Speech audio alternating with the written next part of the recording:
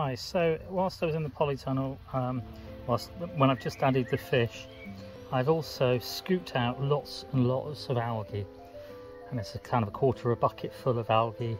There's a few little plants in there that have gone as well, but the majority of it is algae from the pond. So the algae is out of the floating raft bed pond, and I'd already put some in the worm bin, and I'm just going to turn this stuff that's already in the worm bin over, just so you can see what the worms do to it. So this is a worm bin update, really. There you go, look, you can see all the worms in amongst all the algae. I give them food scraps out in the kitchen, so it's vegetable and fruit scraps, so peels, eggshells, tea bags, all sorts of things like that.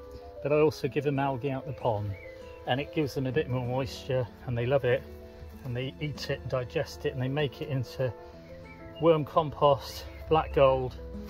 There's some salads that have gone into flour, but I'm going to add some more to it, just like that. Bung it in on the top. That's all you have to do, really, just chuck it in on the top, and they break it down. I could bury it, but it makes no difference whether I bury it or not. The worms will break it down and they'll turn it into worm compost, like I say. I'm just going to shut the lid on it because it's super hot in this polytunnel.